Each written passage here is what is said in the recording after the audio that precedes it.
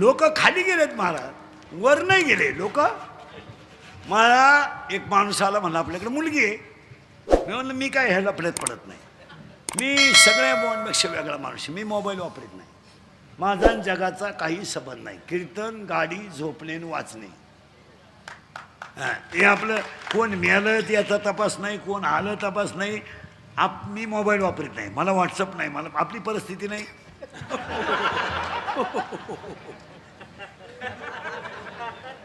मला स्टेटस नाही, इंस्टाग्राम नाही, काय नाही, कोणाच्या एक नाही दोन. उलटे माझ्या क्लिपांवर लोक खोटेदीस झाले आणि माझा गेम केला. पण मी मोबाईल वापरत नाही. ते आलं माझ्याकडे, म्हणलं आपल्याकडे नवरी हो. मी म्हणलं आमच्याकडे पोरगा आहे बाबा वाजवणारा, तू नाही बरं ना.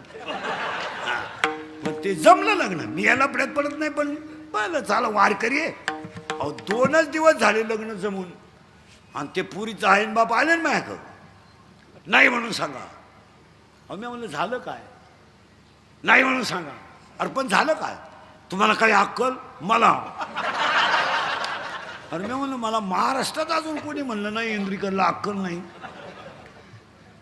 काही भेजा वापरा मला म्हणली ती पोरीची आई. मी म्हणलं झालं काय? अहो तुम्ही तो नवरदेव दाखवला, तो माळकरी आहे. मी म्हणलं माळकरी आहे मग काय? अहो महाराज काही अक्कल पाहिजे.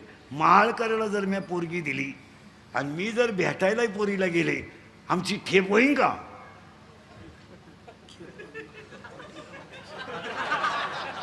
मी भिकाऱ्याला देईन, बाकीचं तुम्ही म्हणा. काय वाईट दिवस आलेत लोकांचे, काय वाईट दिवस आले. फार कामातून गेले लोक रे फार. आता ही बसलीत नाही एवढी, ही फक्त नगद नारायणाची या गावकऱ्यांची कृपा आहे. कसे बी 2 तास कीर्तन ऐकत्यात, नाही तर बधीर झाली लोक. एकटेच बोला त्यात, मग एकटेच बोला त्यात काही लोक. तुम्ही गार्डनमध्ये जाऊन पहा 5 वाजता, लई येडे लोक एकटेच बोला त्यात. काही एकटेच हसा त्यात, काही कुठे बसले का काडकीनं माती उकरी त्यात. काय तर आहे. मला एक सांगा महाराज, थोड्या आयुष्यात चांगलं जगायला काय हरकत आहे? काय संग न्यायचं आहे का? आता हे तुम्ही मी एवढं कमवलंय, हिचा उपभोग कधी घेणार आहे तुम्ही? आता काय घेणार आहे? 50चे तर झालोय, 50चे झालोय. शुगर BP एक झटका येऊन गेलाय. स्प्रिंग घालेल आहेच, मुळ्याचा ठणका चालूच. मूत खाडा वळवळ करतोच. झोपायला गोळ्यांचा डबाची फालतं व्हायची गोळी, उताना व्हायची गोळी, तोंड वास व्हायची गोळी. काही ना बाथरूमला जाताना गोळी, इकडं खाल्लं तरच इकडं होतं. इकडं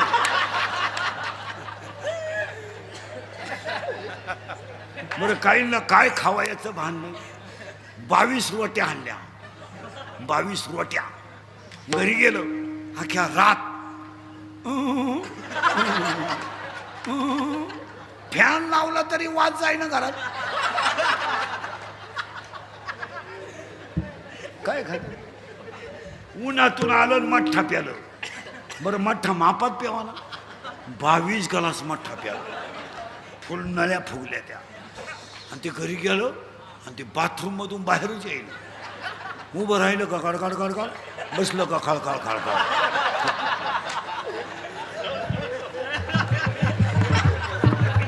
उभं राहिलं खळखळ, खाली बसलो खळखळ. आणि त्याची बायकोनच ती दारात चहा घेऊन, आतमध्ये चहा आणू का, आतमध्ये चहा आणू, आग लाव त्याचा. काय लोक, काही खायचं नाही. काही सारखं त्या मोबाईलवर, काही तर कानात वायरी घालतात, इथं मोबाईल डिझाईन. आणि त्या बोलायच्या पद्धती तर इतक्या नालायक आणल्यात. एनो अरे तू बोलत नाही, माग आग व्हायला लागली, बंद कर. एनो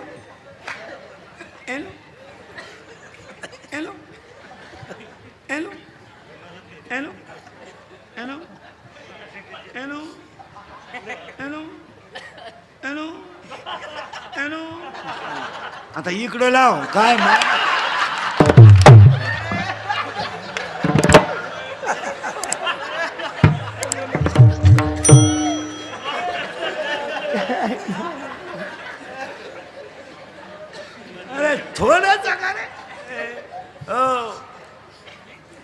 मी, तू, तुझं, माझं. काम, क्रोध, लोभ इथं होतो आपण. तुम्ही काय काळजी करायची नाही. काम अपुरा राहिला आणि क्रोध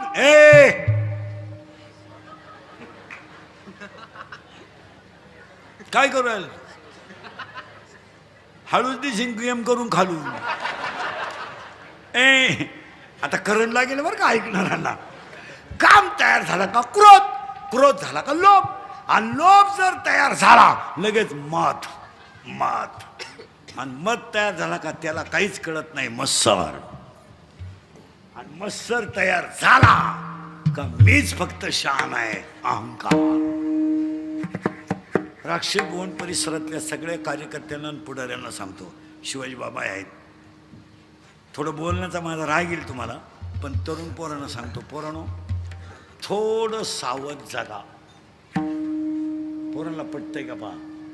पोरांना भाई केस कमी आहेत माझ्या अंगाशी, एवढी गावं पाहिली मी, पण तुमच्या पाया पडतो पोरांनो, ह्या दंगली बिंगलीत तुम्ही पडू नका. तुमचं याच्यावर काय मत आहे मला सांगा. पोरांनो लोकांच्या पेनात कॅमेरे आणि काम इतकं कडक झालंय, तुम्ही जर कॅमेऱ्यामध्ये जरी दिसले तर 10 वर्ष शिक्षा आहे. आज एकुलता एक बापाचं पोरग जर 10 वर्ष आत गेलं तर ते घर संपलं. इंद्रिकडच्या लोकांना राग येतोय, पण त्याला पर्याय नाही. आज लोकांच्या पेनात कॅमेरे आहे.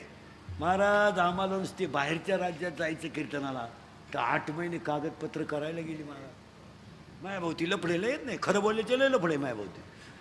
रोज नवय उठलो का सुरू, कुठून तरी चेटीतून मोबाईल काढायचा, भावना दुखावल्या, बाईला बोलले आणि गाड्याला बोलले आणि पोरांना बोलले. हे चालत नाही. पोरांनो तुमच्या पाया पडतो. आत्तापर्यंत फक्त गरिबाचेच आत गेलेत, श्रीमंताचे गेले नाहीत, गेले नाहीत जाणार नाही. पण त्याच्या पुढचं वाक्य ऐकलं तुमचं डोकं बंद होईल. पोरांनो मी स्वतः BSc BEd माणूस, माझ्या अवतारावर नका जाऊ. पोरांनो आज कोणतंच काम पोलीस व्हेरिफिकेशन दाखल्याशिवाय होत नाही. उद्या जर तुम्हाला भविष्य बनवायचं असेल तर मराल ना. तुमचं काय मत आहे? आणि आता 2 महिन्यापासून तर कडक झालंय, जो आत गेला त्याच्याकडून बाहेर झालेलं भरून घ्यायचंय. हे कुत्याने सांगितलं कोणी तुम्हाला? महाराज शेतकऱ्याच्या पोराला हे कळकळीनं का सांगतो माहिती का? पोरांनो कपास शिवण तुरीवर संसार नाही होणार, नाही होणार महाराज. कपास शेतकऱ्याच्या पोराला पोटासाठी काहीतरी हालचालच केली पाहिजे. तुमचं काय तुरीवरण कपाशीवर शेळ्यांवरण बकरांवर संसार होणार नाही.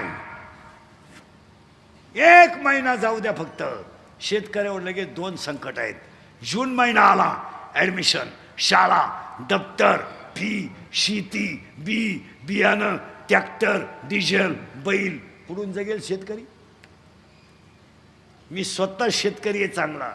मी 1.5 वर्ष लॉकडाऊनमध्ये शेती करून पाहिली. काही खरं नाही, हेच खरं आहे. पुरा काळा पडलो होतो ढेकळात, पुरा अगोदरच काळा, पण रुपड्या नाही मला. पोरांनो तो माझ्या बोलण्याचा राग आला का? तुम्हाला रस्त्याचं दुकान टाकावं लागेल, गारीगार विकावं लागेल, पंक्चर काढावं लागेल, सायकल पंक्चर काढावं लागेल, पण पोटाचा प्रश्न तुम्हाला सोडवावाच लागेल.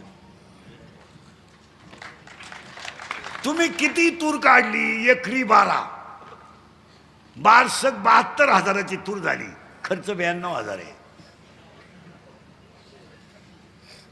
कापूस निघाला 1.5 लाखाचा, खर्च झाला 1,72,000. तुम्ही येडे होऊ नका.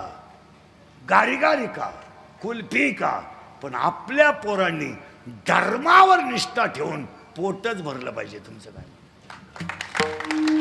आणि पोरांना तुम्हाला वाटतं तुमचा खिस्सा रिकामा झाल्यावर तुम्हाला कोणीही नाही. तुम्ही कशालाही कुठे करता? आणि लोक म्हणतात इंदुरीकर नालायक आहे. मी महानालायक आहे, नुसता नालायक नाही, महानालायक आहे. पण आपल्या पोरांना आम्ही बोललंच पाहिजे. तुमचं काय?